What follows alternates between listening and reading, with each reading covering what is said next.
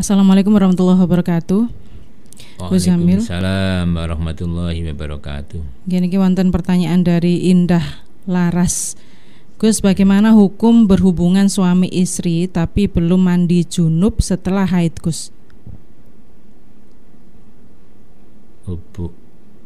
Hukumnya berhubungan suami istri belum mandi junub setelah haid. Okay. Harus dibedakan mana haid mana junub. Jadi kalau janabat itu orangnya disebut junub, hadas besarnya disebut janabat.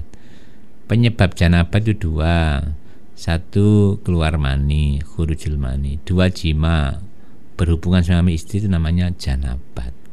Orangnya disebut junub. Sedang haid ini bukan janabat. Haid ya haid. Orangnya disebut haid, wanita yang haid. Jadi harus bisa dipisahkan mana junub, mana haid ya. Orang junub berarti hadasnya janabat. Penyebabnya dua tadi, yaitu keluar mani atau berhubungan sama istri. Wajib mandi besar sama-sama. Lah haid ini lain lagi karena keluar darah. Nanti kalau tuntas ya, wajib mandi besar kalau mau sholat dan lain-lain, atau mau berhubungan suami istri. Seri haid ya. Haid itu kan tuntas. Tuntas harus mandi besar dulu baru boleh suami istri. Nanti kalau nggak salah surat Al-Baqarah 282 ya. Di situ ada pertanyaan sahabat kepada Rasulullah karena ada fenomena yang kontradiktif antara orang Nasrani dan Yahudi. Asbabun nuzul ayat itu begini. Orang Yahudi kalau istrinya sedang haid ya, itu diisolir, dipisahkan dari keluarga, dari suami, dan nggak boleh sama sekali berkumpul di situ. Sampai mangan-mangan lo gak oleh bareng. Ini diisolir. Sedangkan orang Nasrani kebalikannya, malah justru berhubungan. Bagaimana umat Islam? Maka turunlah ayat wa yas'alunaka 'anil makhid. Mereka bertanya kepada engkau wahai Nabi tentang hukumnya haid. Qul huwa adzan. Katakan bahwa darah haid itu adalah kotoran, najis ya. Fa'tazilun nisa'a fil makhidhi, maka jauhilah para wanita fil makhidhi. Ada yang menafsiri di waktu haid, ada yang menafsiri di tempat haid ya. Di waktu haid, di tempat haid ya. Selain itu boleh. Maka mazhab Syafi'i itu kalau orang haid ya nggak boleh ya. Daerah mana? Ya pusat sampai lutut, karena di situ adalah tempatnya haid. Digabungkan dengan hadis isna'u kulla syai'in illa nikah ya. Perbuatlah apapun kecuali nikah, maksudnya kecuali jima, nggak boleh. Kalau cuma pegang-pegangan boleh, makan bareng boleh ya. Cipika-cipiku boleh, yang nggak boleh cuma jima dan istimta, senang-senang di antara pusat dan lutut. Mengapa kok pusat dan lutut? Karena itu daerah rawan, orang seringkali kurang bisa menjaga diri. Maka pagar pun diharamkan ya. Al-harimu haramun, pagar juga haram sebagaimana hukumnya yang dipagari. Kalau yang dipagari terlarang, pagarnya juga haram disentuh. Itulah sehingga ulama hati-hati, maka mulai pusat dan lutut nggak boleh. Nah, jadi menurut ayatnya fa'tazilun nisa'afil wala taqrabuhunna, jangan dekat-dekat wanita, maksudnya istri ya, hatta yadhurna ya, sampai suci ya. Di sini ulama menafsir yadhurna itu adalah hatta yaghsilna ya, hatta yang kotikna wa yang silna, sampai tuntas mampet darahnya dan sampai mandi besar ya. Jadi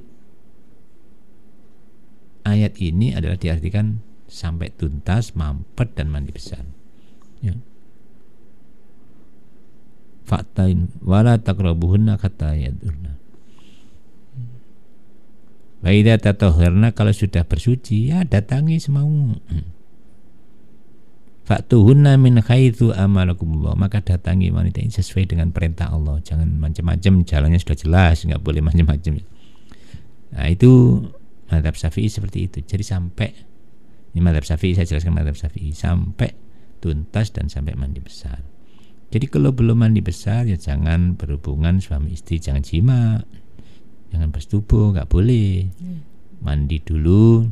Kan walaupun sudah selesai, Gus. Ya apa? Walaupun sudah selesai. Oh iya, walaupun sudah mampet, mandi dulu. Kan tidak lama mandi. Ya. Ya kalau nggak kuat bagaimana? Ya jangan jima. Caranya bagaimana? Tutupi sarung. Kan pernah itu ada pertanyaan dari sahabat juga. Bagaimana Nabi kalau haid? Laka ma fauqal izar. Bagimu boleh melakukan sesuatu di atas sarung. Ulama menafsiri di atas sarung itu kan di tengah tubuh. Berarti di atas sarung maksudnya di atas pusat, di bawah lutut ya.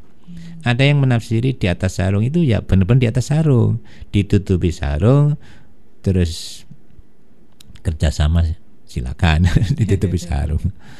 Ya, pokoknya ditutupi sarung, tidak boleh langsung ketemu. Itu pengertian hadis laka ma fauqal hizar ya, dalam rangka juga menafsiri ayat wala taqrabuhunna hatta yathurna, jangan mendekati wanita sampai suci dan mandi. Saya kira itu ya. Ada hikmahnya ya. Jadi kenapa orang nggak boleh berhubungan ketika haid? Di situ menghindari sakit lepra.